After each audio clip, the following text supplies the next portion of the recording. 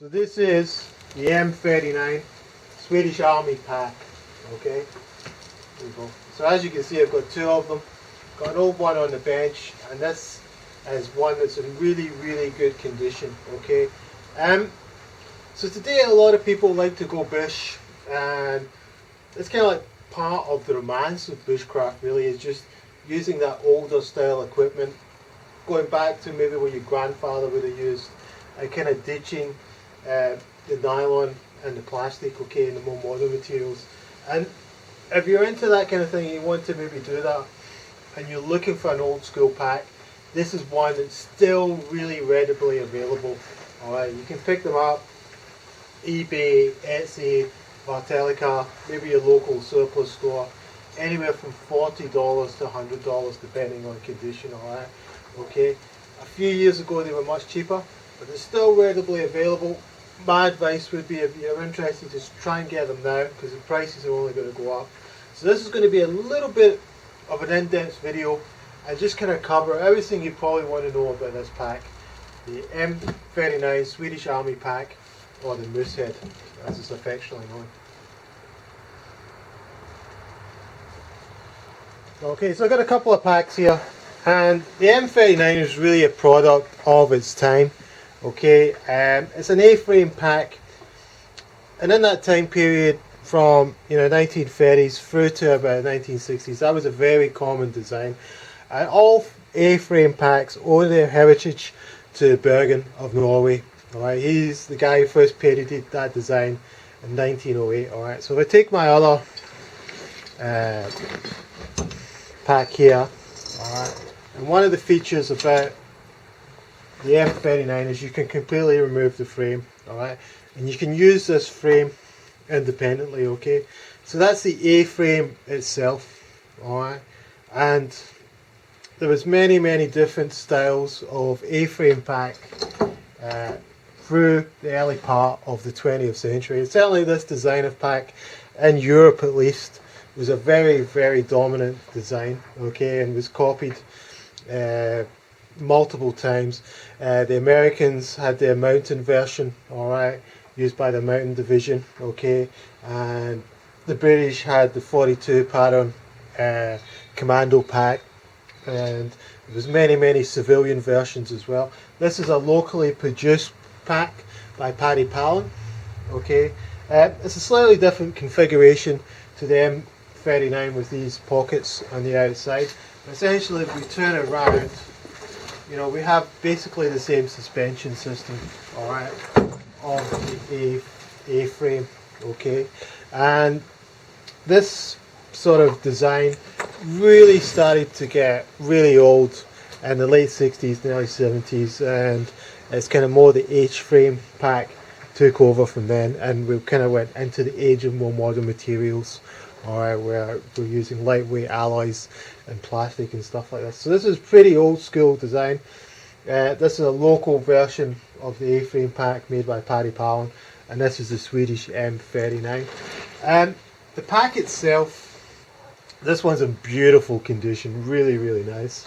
Do you know what I mean? And you can see what I mean. It's just, I'm going to look a little bit at the military history of the pack, alright, because by looking at the military history, it explains what some of the design features were for, alright, some of the quite quirky design features of the pack, alright. First thing to say is, at this time period, there wasn't such a big difference between military packs and civilian packs than there is today. And to us, this just looks like an old-fashioned backpack. You wouldn't really necessarily think that this was a military backpack, but it very much was, alright, and it was very much designed for Arctic warfare, right? And so I'll explain that in a second and what some of the features on this pack do. Okay, it's actually a wartime economy version, really.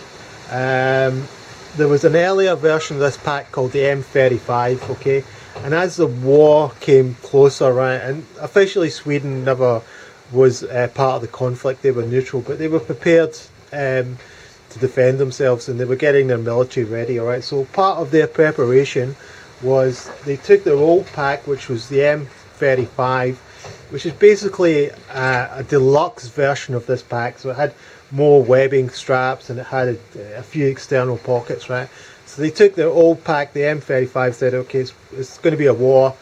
We need to produce more of them faster, and they've done a cut down economy version, all right? And that's what this is. That's what the M39 is. It's an economy version of an earlier backpack, okay? And that backpack, the M35, is very rare, okay? I've only ever seen them in photographs, all right? As with the M39, it's quite a common backpack, okay?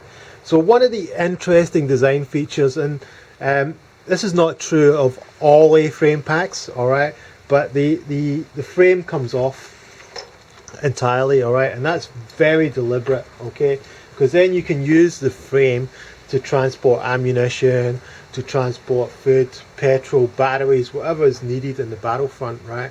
Okay, and anybody who has ever studied any kind of military history knows that logistics is a really, really big part of warfare, okay?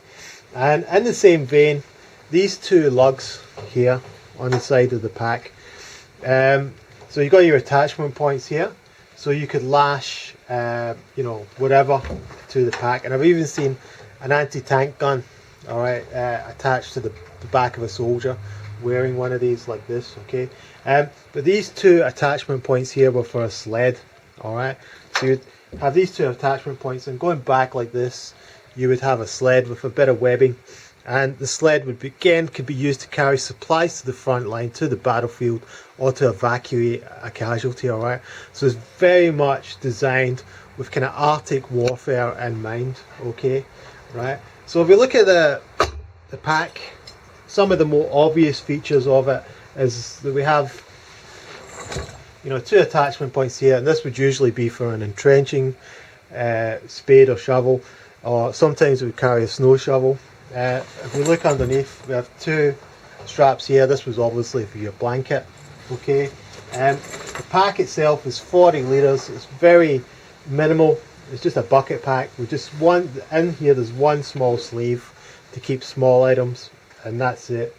And then we turn it around and we look at the webbing system. Alright, this gets a little bit confusing, alright. So we have it sort of, if we take this away, this bit here, we have like sort of similar to what we'd have with a normal backpack, alright. But we have this sort of extra dangly bit that comes down here, and we have a clip, alright. And originally the soldier would wear a leather belt, alright, and he would have you know, cartridge boxes, alright, for ammunition for his Mauser rifle, and he'd have his bayonet, and he would have his water bottle, okay. So this is historically not accurate, but just to give you an idea, the soldier would have a leather belt like that, okay, and these little clips would just clip into the webbing belt, alright.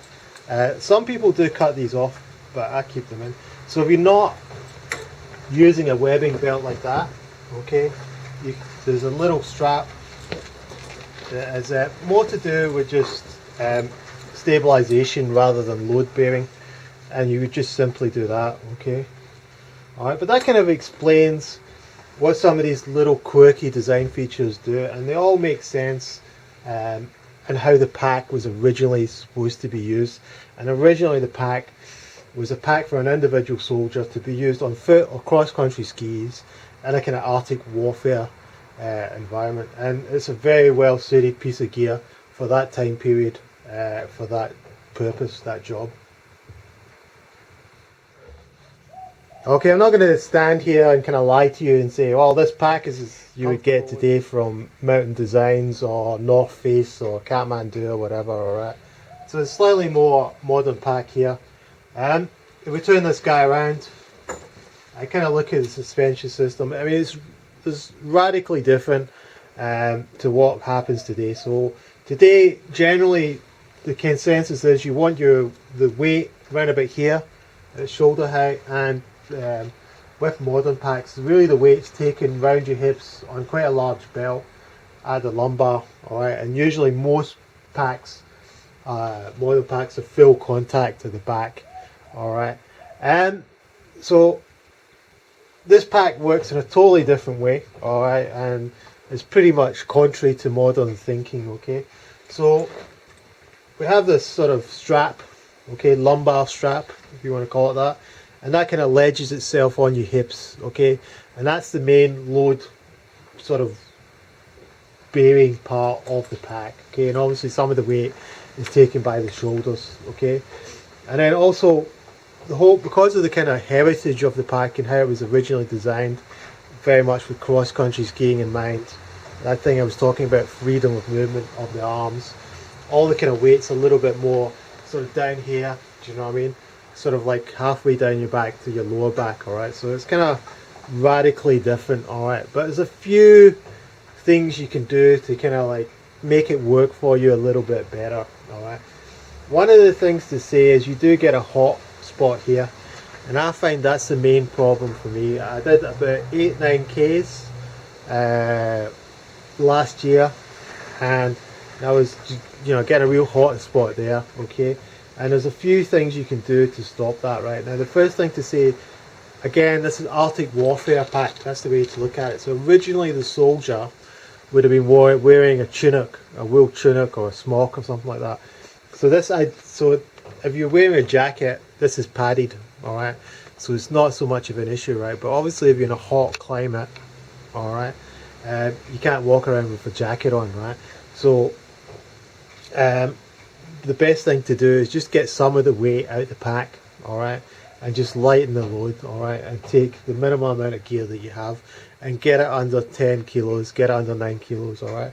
I would look at this as a short range overnighter pack, alright, or a large day pack, alright. If you're going to go in the bush and you're going to do a lot of different stuff and take a lot of cutting tools and different bits and bobs, then this is the pack. It's an oversized day pack or an overnighter pack, really.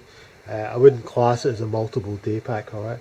So this, for me, this is the problem, the hot spots here. There's a few things you can do, right. A good tip is to carry your water away outside the pack. So you can either have it in a sling carry like this, something like that, which actually works quite well, or you can do something like that and have, you know, a canteen or water bottle on your belt. And I've been playing around with just trying to pad this, you know, with a belt like this a little bit and just stop that hot point. That's been the major issue for me. The thing I do like about this pack from a design point of view, and this is pretty true of most external frames, is that you get a lot of ventilation here, right? And it's quite a hot environment I work in, or I go bushwalking in, and this sort of stops you really getting a sweaty back, alright? So it's a kind of like pros and cons. Yeah, you get a bit of a hot spot here, but you don't get a sweaty back, alright? So I just think be realistic, you know, try to keep the weight down, 8, 7, 6 kilograms, something like that. It's really good. Be realistic about it. Don't be using this for, you know, a 3-day hike where you're going to be doing 20 miles a day, alright? It's going to be very uncomfortable, do you know what I mean? But that being said, of all the packs that are on the market that are readily available, this is still one of the best deals going around. I really love this pack, you know what I mean? But you have to be serious, and you know, it does have its limitations, but it is a really beautiful piece of equipment if you can get one in nice condition. So there you go, guys. That's you know, quite an in-depth look at this pack. You know, the old Swedish M39. It's a really good pack. It gets my approval.